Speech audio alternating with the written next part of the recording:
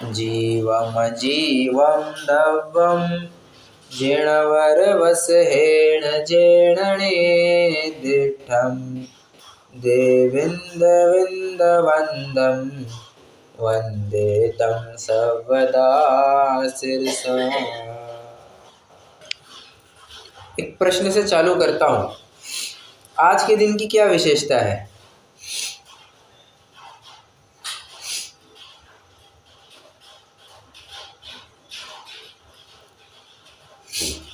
सामान्य सा प्रश्न है। आज वो 4 महीने का वो आखिरी पे थे ना 4 महीने। क्या क्या? आज पूर्णिमा है, गुरु पूर्णिमा।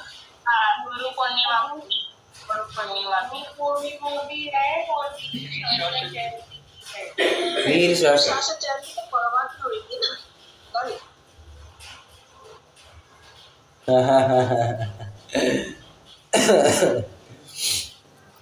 और कई सारी बातें मैं जानना चाहूंगा। आषाढ़ शुक्ल पूर्णिमा, इस तिथि की विशेषताएं बताइए। एक 5-7 मिनट इसी के ऊपर चर्चा करते हैं आज।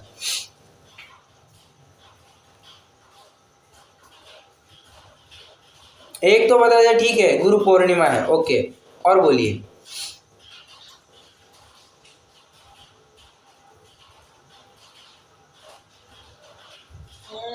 जो बारिश होती है वो खत्म हुई थी इस दिन से। अरे नहीं नहीं नहीं, कोरोना काल में वो तो बाद में अच्छा, ओके, वैसे वैसे कह रहे हैं। वो बातों में होती है। नहीं नहीं नहीं नहीं नहीं नहीं, बिल्कुल आपकी बात बिल्कुल सही है। जो छठवां काल है, अरे छठवां काल क्या, प्रत्येक काल का अंतिम दिन यही होता है। जैन धर्म के अनुसार वर्ष का अंतिम दिन भी आज ही होता है, आषाढ़ शुक्ल पूर्णिमा, ठीक है। और जो आप कह रहे हैं ना, वो छठवें काल की जो वर्षाएं, कुवर्षाएं हैं, वो भी आज ही के दिन खत्म होंगी। आपकी बात बिल्कुल सही है। और बताइए, आज अंतिम दिन है, कुवर्षा खत्म होगी।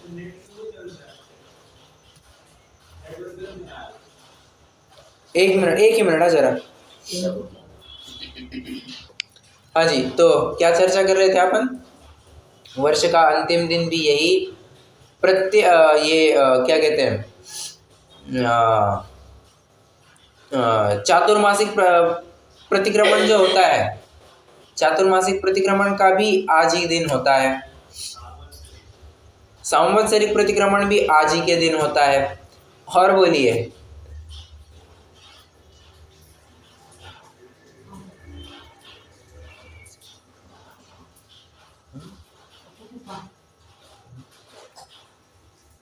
और बताइए।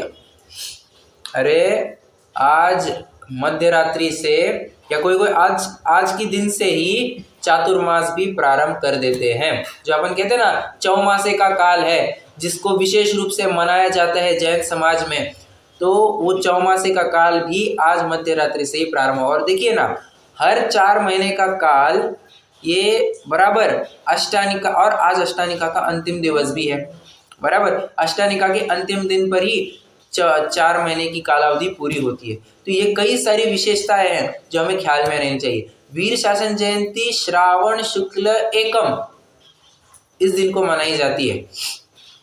ध्यान रखना, हिंदी कैलेंडर और हिंदू कैलेंडर और जैन कैलेंडर में फर्क है। हिंदू कैलेंडर पहले शुक्ल पक्ष मानता है, बाद में कृष्ण पक्ष मानता है। हम जैन समाज मानता है कि पहले कृष्ण पक्ष है, बाद में शुक्ल पक्ष है, ठीक है। तो अपने कैलेंडर के अनुसार कल ही वीर शासन जयंती है, माने श्रावण शुक्ल एकम। ये मानते हैं सभी जन या कुछ आगे पीछे है बात?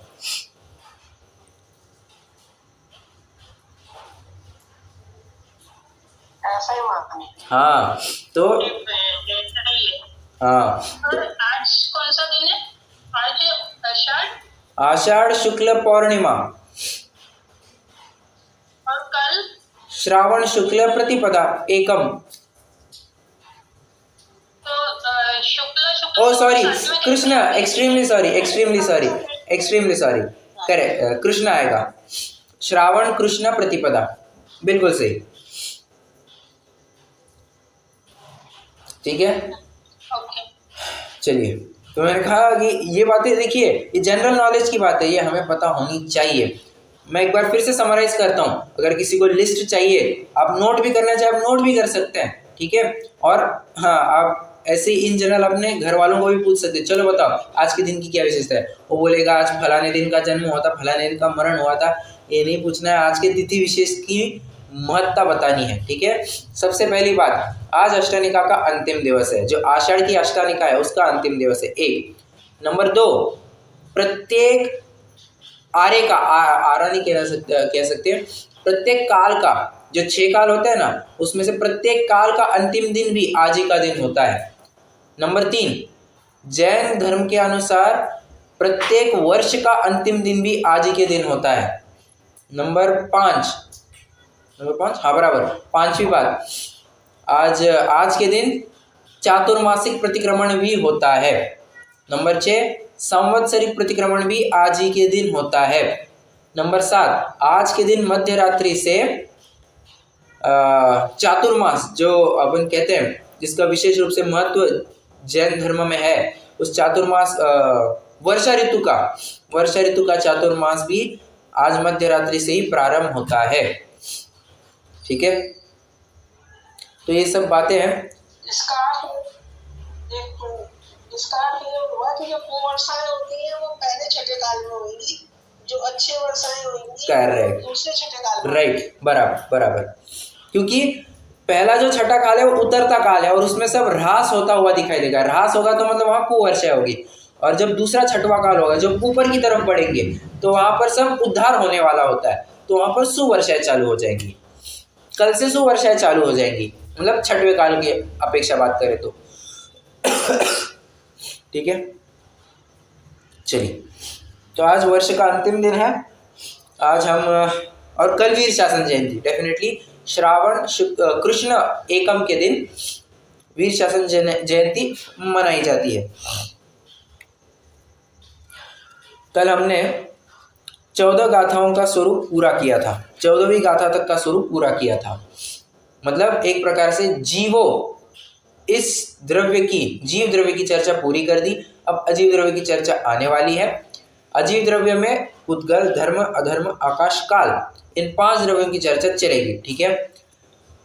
सबसे पहले उद्गल द्रव्य की चर्चा चलेगी, जिसका स्वरूप 15 और 16 इन 2 गाथाओं में बताया है। मैं चाहूँगा हम दोनों गाथाएं एक साथ पढ़ें, तो क्योंकि स्पष्टीकरण के लिए भी दोनों गाथाएं एक साथ ही लगेंगी। पढ़िए। अजीवो पुण्यो पुग्गल धम्मो अधम्म आयासं कालो पुग्गल मुत्तो रोआदिगुणो अमुत्ति से साधु सद्दो बंधो सुहुमो थूलो संठान भेद तम छाया उज्जो दादव सहिया पुग्गल दवस जाया। देखिए, गाथा की शुरुआत कैसे करते हैं? अजीवो पुण्यो। अब अजीव द्रव्य की बात करते हैं, जिसमें पुग्गल, धम्मो, अधम्म, आयासम, कालो, 5 द्रव्यों के नाम गिना दिए। पुद्गल, धर्म, अधर्म, आकाश, काल। अब ये तो बस नामकरण कर दिया, मतलब यहाँ पर भी देखिए एक लिस्ट बना दी, एक सूची बना दी, इंडेक्स बना दिया कि अब जो अजीव द्रव्य की चर्चा चलेगी उसमें 5 द्रव्यों का विश्लेषण होगा, पुद्गल, धर्म, अधर्म, आकाश, काल। जिसमें से अब पुद्गल द्रव्य का तुरंत स्पष्टीकरण चालू करते हैं। पुग्गल मुत्तो रुवादि गुणों अमुत्ति से साधु। क्या कहा? जिसमें से पुद्गल तो मूर्तिक है, रूपादि गुणों से युक्त है, और बचे हुए शेषा मतलब शेष, सभी अमुत्ति अमूर्तिक है। मैं फिर से एक बार अर्थ करता हूँ। अब अजीव द्रव्य की चर्चा चलेगी, जिसके अंतर्गत पुद्गल, धर्म, अधर्म, आकाश, काल, इनका विश्लेषण होगा। जिसमें से पुद्गल द्रव्य जो है वो मूर्तिक है, रूपादि गुणों से युक्त है, तथा बचे हुए से साधु, बचे हुए जो 4 द्रव्य है, धर्म, अधर्म, आकाश, काल, वे अमूर्ति अमूर्तिक जालना। ठीक है, ये तो शब्दार्थ अपन ने कर लिया। अभी हमें थोड़ी सी बची हुई चर्चाएं करेंगे अपन। देखिए यहाँ पर नयार्थ तो नहीं लग पाएगा, क्यों जी? यहाँ नयार्थ क्यों नहीं लग पाएगा? ना आध्यात्मिक नय क्यों नहीं लग पाएंगे?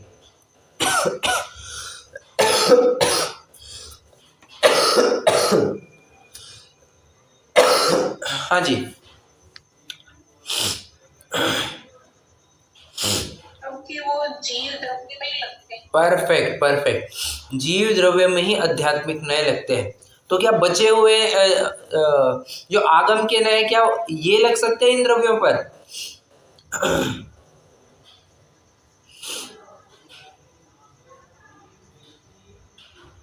नहीं लगते। देखिए ये याद होना चाहिए आपको, नय दो प्रकार के होते हैं, एक आध्यात्मिक नय और एक आगम के नय। आध्यात्मिक नय वे नय होते हैं जो सिर्फ जीव द्रव्य को मुख्य करते हैं। जीव द्रव्य, आवाज प्रकट हो रही है। मैं प्रकरण फिर से दोहराता हूँ। देखिए प्रश्न मेरा ये है, क्या पुद्गल में आध्यात्मिक नय लगेंगे?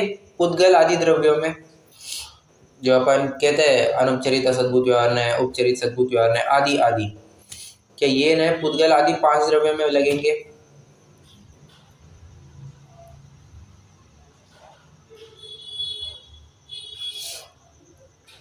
बताइए। नहीं लगेंगे। कारण इतना ही, आपकी बात बिल्कुल सही है। कारण इतना ही है क्योंकि आध्यात्मिक नय ये जीव के ऊपर ही घटित होते हैं।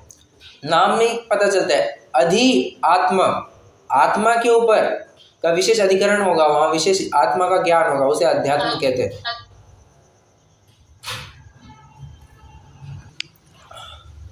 तो बात ये चल रही थी, आध्यात्मिक नय सिर्फ जीव पे लगते हैं, आगम के नय ये 6 द्रव्यों पर लगते हैं, मतलब जीव पर भी लगेंगे, बचे हुए 5 द्रव्यों पर भी लगेंगे।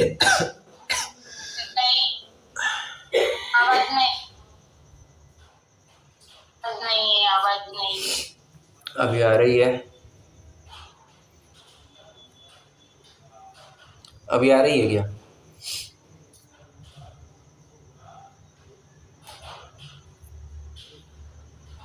भैया जी अभी क्या है, आप बोलते हो ना तभी कट हो जाती है। अच्छा ठीक है, तो यहाँ पर जो हम नयार्थ देखेंगे वो हो सकता है हम जो आगम के नय हैं, आगम के कौन से नय हैं कोई बता सकता है?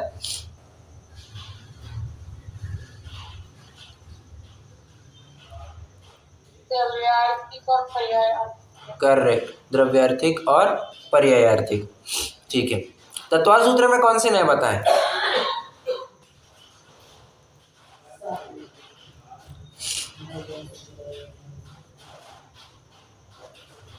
निश्चय व्यवहार। हाँ, तत्वाल सूत्र में निश्चय व्यवहार नहीं बताया है।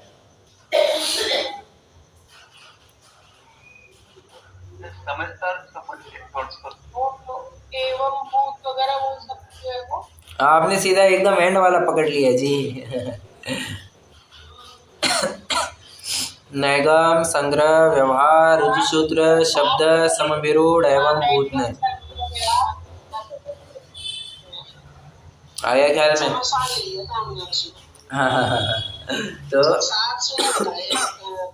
वहाँ पर 7 नय बताए हैं, उनको भी आप आगम के नय कह सकते हैं, कोई बात नहीं। ठीक है, चलिए मैं तो वैसे ही बात कर ली थी नयार्थ के बारे में। मतार्थ भी थोड़ा जितना संभव होगा मतार्थ भी देंगे और भावार्थ तो अपन देखने ही वाले हैं। ठीक है, आगमार्थ भी आगमार्थ तो देखिए मैं आपको अभी कह देता हूँ, अब तत्वार सूत्र लेकर के बैठिए, तत्वार सूत्र का 5वां अध्याय लेकर के बैठिए, विशेष खुलासा वहीं से हो पाएगा।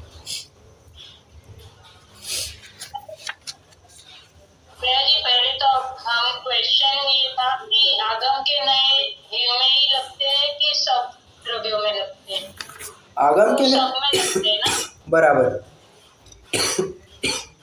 आगम के नए 6 द्रव्यों में लगते हैं, अध्यात्म के नए आगम के 2 क्वेश्चन अपना रह गया। नहीं वो मैंने बता दिया था ना, शायद फिर आपको तब आवाज़ नहीं आई होगी, पर मैं चलिए एक बार फिर से दोहरा देता हूँ। अध्यात्म के नए सिर्फ जीव द्रव्य में लगते हैं, आगम के नए 6 द्रव्य में लगते हैं, ठीक है। क्योंकि आगम का विषय 6 द्रव्य हुआ करता है, अध्यात्म का विषय मात्र जीव हुआ करता है, इसलिए आध्यात्मिक में मात्र जीव को ही विषय बनाएंगे, ठीक है। चलिए हाँ,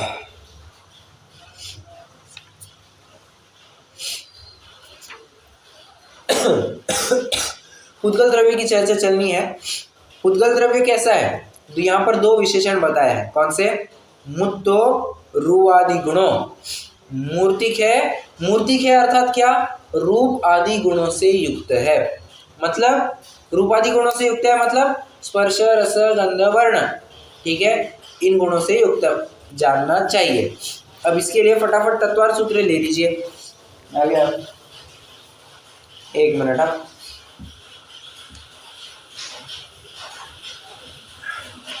ले लिया सभी ने तत्वार्थ सूत्र?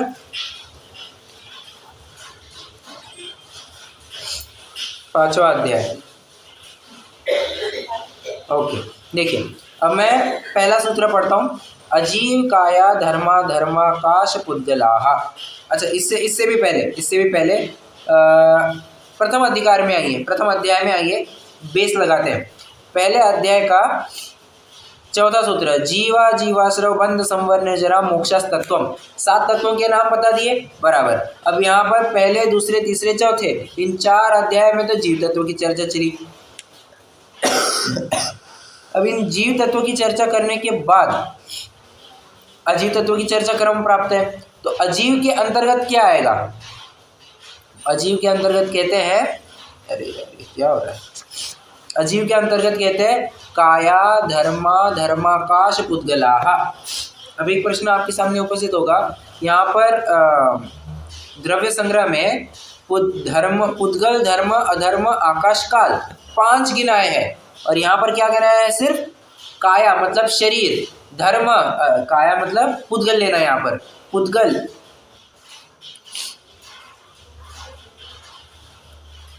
हाँ, धर्म अधर्म और आकाश, अजीव काया,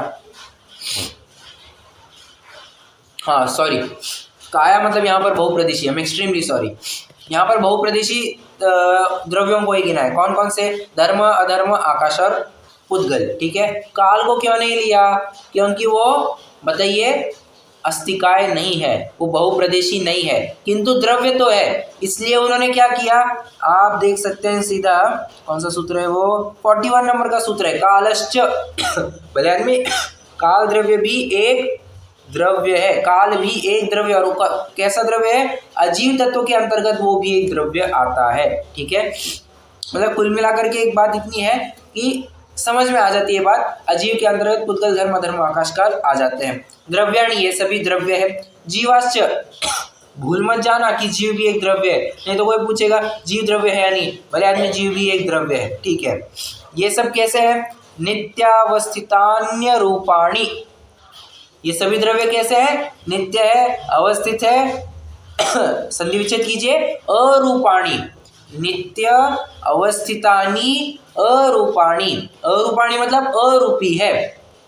तो क्या पुद्गल द्रव्य भी अरूपी है? नहीं, हमने द्रव्य संग्रह में पढ़ा है ना, रूपादि गुणों। तो तुरंत अगला सूत्र पढ़ो, रूपीण पुद्गलाः। आप रिलेट कर पा रहे हैं क्या? मैं आपको दोनों ग्रंथ एक साथ आमने सामने रख करके बता रहा हूं, आपको ऐसे पढ़ना होगा। ओके, बस अभी के लिए इतना ही, अभी के लिए इतना ही। क्यों? पुद्गल द्रव्य की चर्चा तो थोड़ी बहुत यहीं तक की है, इसके बाद आकाश द्रव्य फिर धर्म अधर्म इनकी चर्चा की है। पुद्गल द्रव्य की चर्चा थोड़ी बाद में आएगी, तो तब अपन उसकी चर्चा बराबर उठा लेंगे, ठीक है। वैसे मैंने एक प्रश्न आपको कुछ दिनों पहले पूछा था, जब जीव का अमूर्ति ये बोल चला था, जीव अमूर्तिक है ये बोल चला था, उसमें एक प्रश्न पूछा था, मूर्ति और मूर्तिक इसमें क्या अंतर है?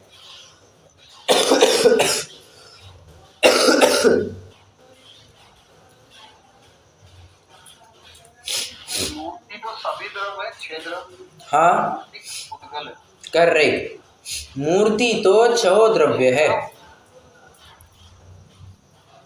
मूर्तिक मात्र पुद्गल द्रव्य है। ठीक है, मूर्तिक मतलब ही क्या, रूपी। देखिए रूप वही फर्क है, जो मूर्ति और मूर्तिक में अंतर है वही रूप और रूपी इसमें भी अंतर है। रूप मतलब होता है स्वरूप, उस द्रव्य का स्वरूप क्या है, स्वभाव क्या है, जैसे स्वभाव भी नहीं कह सकते, स्वरूप क्या है, उसके कैरेक्टरिस्टिक्स क्या है।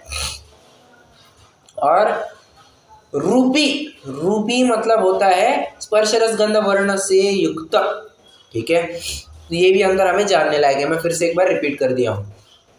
अच्छा, अब अपन थोड़ा आगे बढ़ते हैं।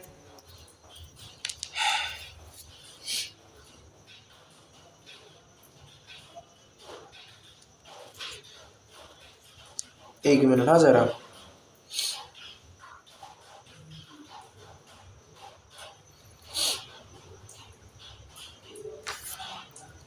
हाँ, इसकी टीका की एक बात जरूर बताना चाहूंगा।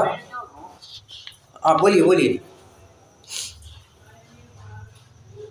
अपने रूप और रूपी तो थोड़ा सा एक बार फिर से बताएंगे। फिर से बताते हैं। रूपी तो बराबर, रूप छहो द्रव्य है, रूपी मतलब मात्र पुद्गल द्रव्य है। क्योंकि रूप मतलब होता है उस द्रव्य का स्वरूप, तो अपने स्वरूप से युक्त तो सभी द्रव्य होते हैं बराबर, किंतु रूपी, रूपी कहकर के यहाँ पर स्पर्श रस गंध वर्ण वाला जो द्रव्य है उसको रूपी बताया जाता है। और ऐसा कौन सा द्रव्य है, सिर्फ पुद्गल द्रव्य है। समझ में आया?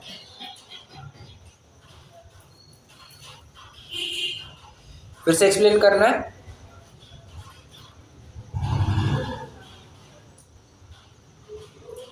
डॉक्टर साहब ओके ओके।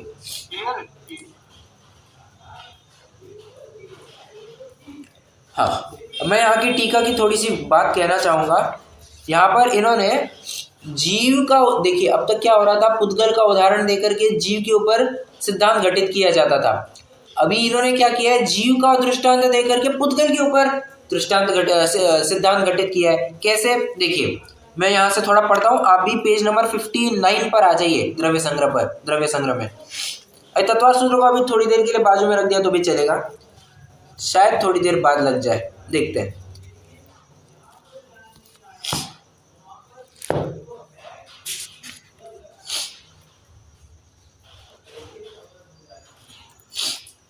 आ गए से विजन पेज 59 पर।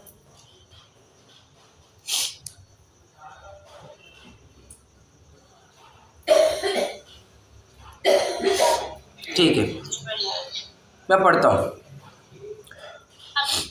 कौन सा पेज नंबर? 59। पुद्गल के अतिरिक्त शेष चार द्रव्य रूपा, एकदम एंड में पढ़ रहा हूँ, एंड का paragraph, second last paragraph, sorry.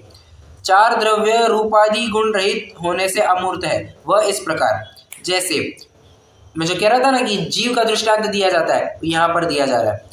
जैसे अनंत ज्ञान, दर्शन, सुख और वीर्य, ये चारों गुण सर्व जीवों में सामान्य है, वैसे ही रूप, रस, गंध और स्पर्श। रूप मतलब क्या, ये नेत्रेंद्रिय के विषय के बारे में बात चल रही है। ये चारों गुण सर्व पुद्गलों में सामान्य है, और जिस प्रकार शुद्ध बुद्ध एक स्वभाव युक्त सिद्ध जीव में अनंत चतुष्टय अतीन्द्रिय है, उसी प्रकार पुद्गल, शुद्ध पुद्गल, देखिए पुद्गल भी कैसा है, शुद्ध, परंतु कौन सा पुद्गल शुद्ध होता है, तो कहते हैं परमाणु रूप में, परमाणु अवस्था में जो पुद्गल होता है मात्र वही शुद्ध होता है। शुद्ध पुद्गल परमाणु द्रव्य में रूपादि चतुष्टय अतीन्द्रिय है। मतलब कह रहे हैं जिस प्रकार उसमें सामान्य रूप से पाए जाते हैं, अनंत ज्ञान, अनंत दर्शन सभी जीवों में सामान्य रूप से पाए जाते हैं, उसी प्रकार स्पर्श रस गंध वर्ण सभी पुद्गल द्रव्य में पाया जाता है। एक भी पुद्गल द्रव्य आपको ऐसा नहीं मिलेगा जहाँ पर स्पर्श नहीं होगा, कोई ऐसा द्रव्य नहीं मिलेगा जहाँ पर रस नहीं होगा या गंध नहीं होगा या वर्ण नहीं होगा, वो हमारे ज्ञान का विषय ना बनता हो, किंतु उसमें गंध नहीं है या वर्ण नहीं है या क्या कहना चाहिए, उसमें रूप नहीं है, ये हम नहीं कह सकते। रूप मतलब यहाँ पर देखिए, पुद्गल के बारे में अगर रूप कहा जाता है तो समझना चाहिए वो नेत्रेंद्रिय का विषय। और अगर 6 द्रव्यों के बारे में रूप कहा जाता है तो समझना चाहिए उनके स्वरूप की बात चल रही है। ये एक और एक डिस्टिंग्विशिंग फैक्टर है, समझना चाहिए। क्या कहा? जल्दी में हम कुछ महत्वपूर्ण बात कह गए।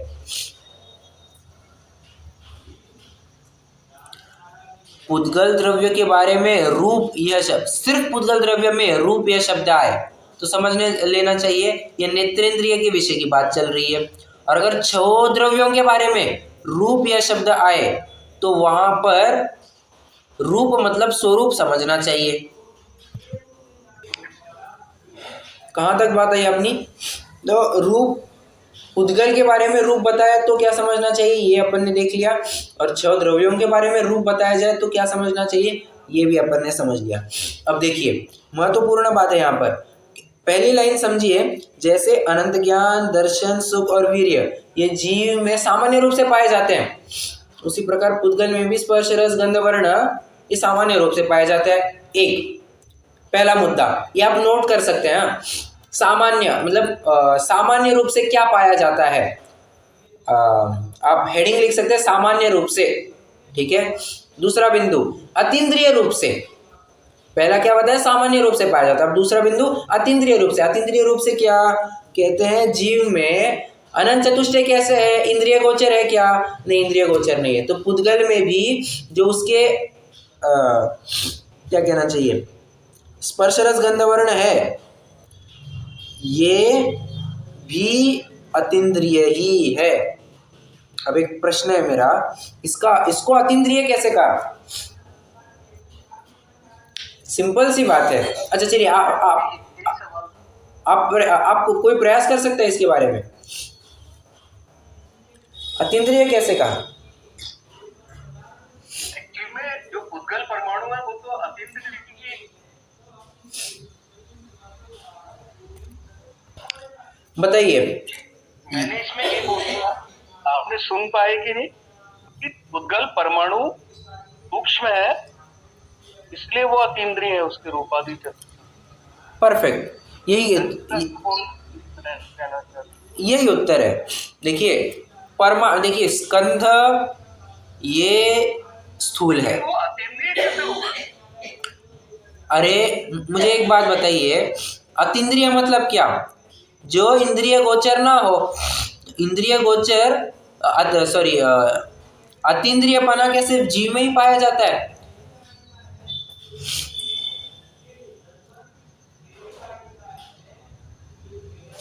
समझ रहे हैं क्या? अतीन्द्रियपना क्या सिर्फ जीव में ही पाया जाता है? नहीं, 6 द्रव्यों में पाया जाता है अतीन्द्रियपना। कैसे? अरे देखो जीव, धर्म, अधर्म, आकाश, काल ये तो अतीन्द्रिय, ये तो मानना ही पड़ेगा, मतलब इनका ज्ञान इंद्रिय गोचर नहीं है। 5 इंद्रियों के माध्यम से हम इनका ज्ञान नहीं कर सकते हैं, मन के माध्यम से भी नहीं हो सकता है। हाँ, विकल्प के स्तर पर कोई समझे तो ठीक, परंतु 5 इंद्रियों के माध्यम से तो पकड़ में नहीं आते। जो कुछ भी पकड़ में आता है वो पुद्गल आता है। तो आपने तो अभी कहा था कि 6 द्रव्य अतीन्द्रिय होते हैं। मुझे बताइए क्या परमाणु भी इंद्रिय गोचर है? आंखों से देखा जा सकता है? नहीं। परमाणु की परिभाषा ही क्या है? पुद्गल द्रव्य का जो सबसे अविभागी अंश हो उसे परमाणु कहते हैं, बराबर, जिसका आगे कोई विभाजन ही संभव नहीं है। ठीक है, तो कहने का तात्पर्य इतना ही है कि जिस प्रकार जीव के गुण अतीन्द्रिय बताए, इसके भी गुण अतीन्द्रिय। और सिंपल सी बात है, गुण तो अतीन्द्रिय होंगे ना, गुण थोड़ी ना इंद्रिय गोचर होंगे। इंद्रिय गोचर होती है वो व्यक्त होने वाली पर्याय। समझ रहे हैं क्या ये भी बात? स्कंद के भी गुण इंद्रिय गोचर थोड़ी ना होते हैं, वो गुण को दर्शाने वाली वो पर्याय होती है जो व्यक्त होती है, वही हमारी इंद्रिय गोचर होती है। ये बात कितने जनों को ख्याल में आ रही है या भी दिक्कत है कुछ?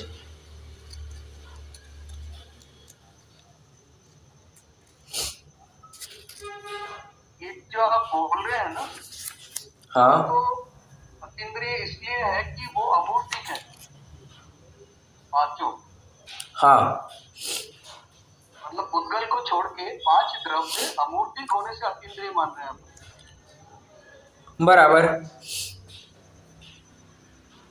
लेकिन यहाँ पे चूंकि ये उद्गल है और इनमें, अच्छा वो आप बोल रहे हैं कि स्कंद रूप में ही हम उनको मतलब ये कर सकते हैं। हाँ परमाणु रूप में वो अतीन्द्रिय रूप में। बराबर, परमाणु रूप में तो अतीन्द्रिय नेत्रेंद्रिय गोचर ही नहीं है वो, और नेत्रेंद्रिय गोचर हो तो परमाणु कहेगा, परमाणु कभी भी आंख से दिखता ही नहीं है। जो आज कहते हैं ना, मैं तो सुनिए एक मिनट बात, कई बार स्कंद भी नहीं दिखते ना। हाँ कई बार लोकव्यापी महास्कंद है वो ही नहीं दिख रहा है, तो भले आदमी परमाणु का दिखेगा। और मैं एक थोड़ी विशेष बात कहता हूँ, ये आप इसके ऊपर जरूर विचार कर सकते हैं।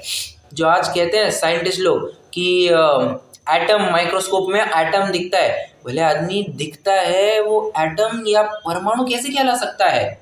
वो तो स्कंद ही होना चाहिए ना, दिखा सो स्कंद, परमाणु उसका विभाजन करना ही संभव नहीं है। ठीक है, आज जो एटम माना जाता है वो एक प्रकार से वो जिनागम की परिप्रेक्ष्य में वो स्कंद ही कहलाएगा, वो परमाणु नहीं कहलाएगा। परमाणु इंद्रिय गोचर नहीं होता है, इंद्रिय गोचर हुआ वो परमाणु नहीं कहलाता है। ठीक है, तो ये समझ में आ रहा है क्या? सो फार सो गुड। ये दो मुद्दे ख्याल में आ गए।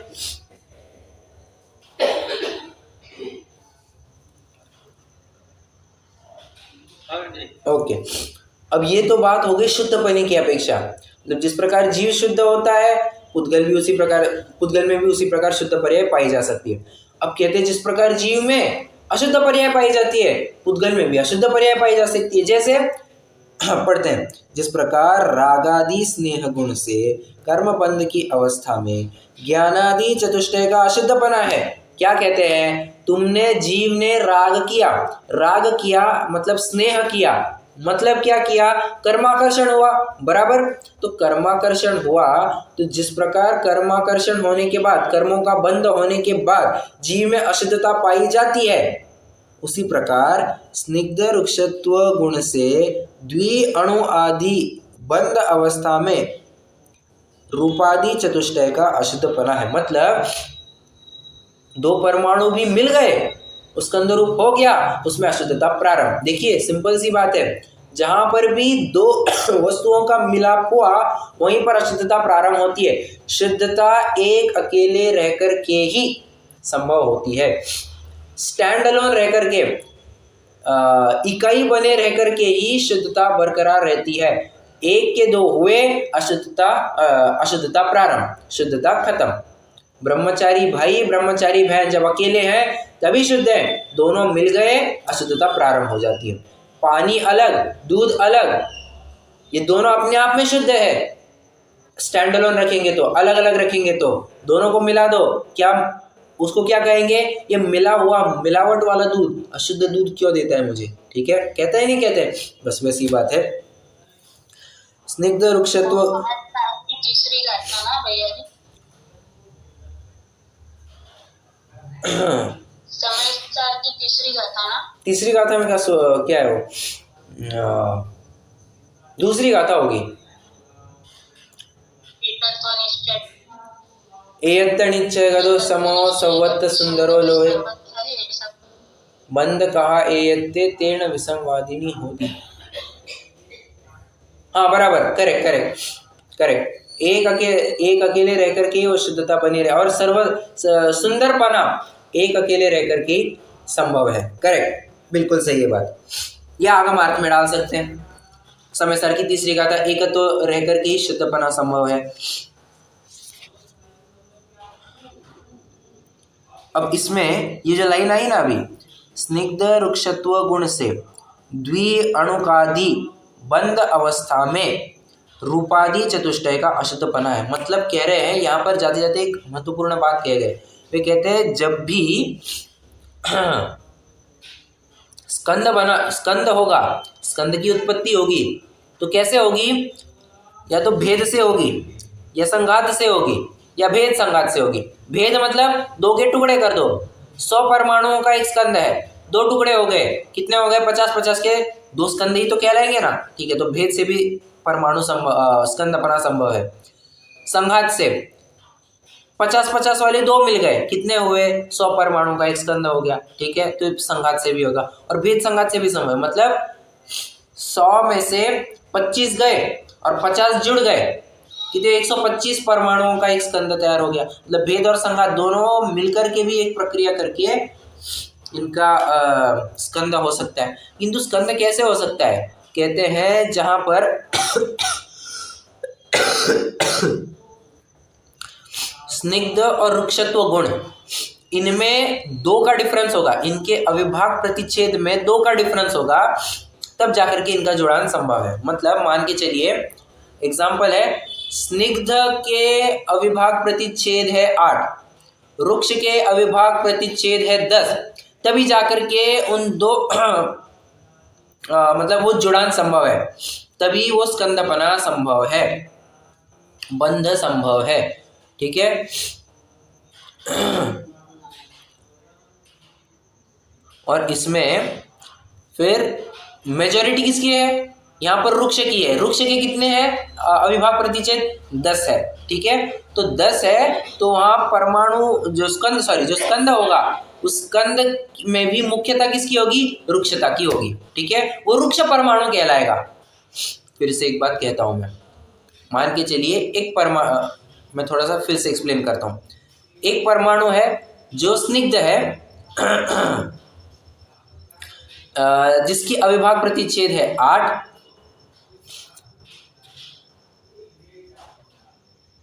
हाँ, अविभाग प्रतिच्छेद है 8, और एक परमाणु है जो कि रुक्ष है, जिसमें रुक्ष गुण पाया जा रहा है, उसके अविभाग प्रतिच्छेद है 10। क्वेश्चन यहाँ तक समझ में आया क्या? प्रकरण यहाँ तक समझ में आ रहा है? ओके। अब कहते हैं इनका बंधन होगा। बंधन कैसे होगा? क्योंकि अविभाग प्रतिच्छेद में 2 का डिफरेंस है ना, बस 2 का डिफरेंस होगा, तभी जाकर के इसमें जुड़ान संभव है। और वो भी कैसा? Unlike poles attract each other, like poles repel each other.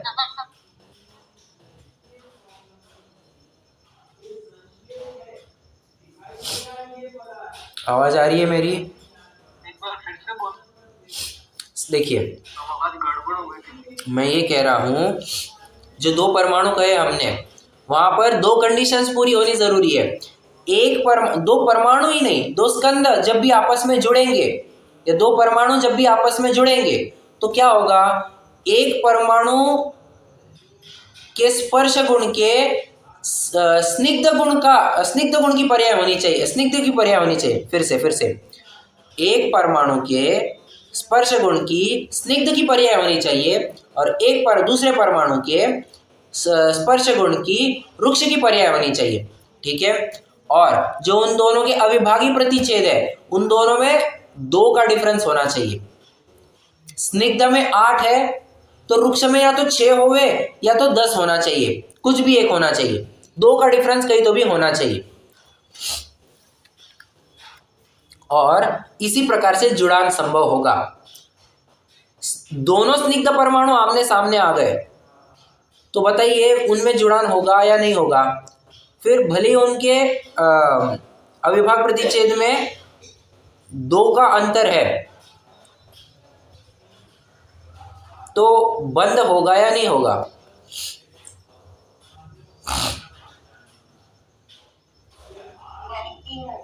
क्यों? साइंस का एक रूल है, ये आप सभी जन जानते होंगे। मैग्नेट के केस में बताया जाता है, like poles repel each other and unlike poles attract each other, बराबर है।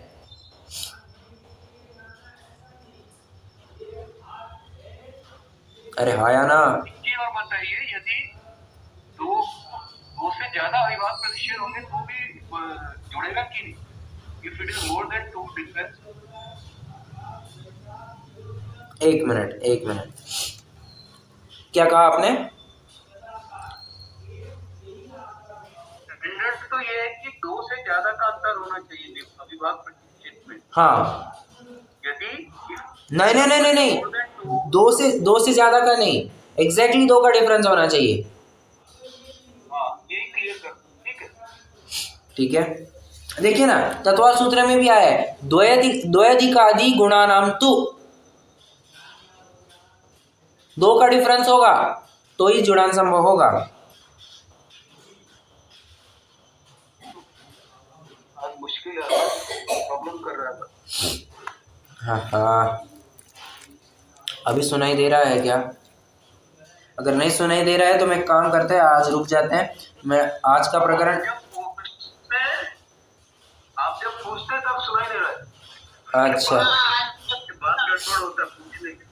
समझाते हैं ना तभी मेन लाइन पे ही करता है। ठीक है, चलिए काम करते हैं अभी। फिर मुझे लगता है अपन रुक जाएंगे। अपन जो आज का प्रकरण चला है मैं उसको कल ज़रूर समराइज कर दूंगा, तो आपकी रिवीजन भी हो जाएगी, कोई प्रश्न होगा तो वो भी हल हो जाएगा। वैसे एक प्रकार से अपना ये प्रकरण हो ही गया, बट फिर से मैं रिवाइज ज़रूर करवाऊंगा। ठीक है, आज रुकते हैं, अब इन जिनवाणी स्तुति यहीं पे करते हैं। आज मैं भी समझता हूँ आज अच्छे से स्वाध्याय ही नहीं हो पाया, रिकॉर्डिंग भी अच्छे से नहीं हुई है और ना ही अपनी चर्चा भी अच्छे से हो पाई है। एनीवे, कल देखते हैं।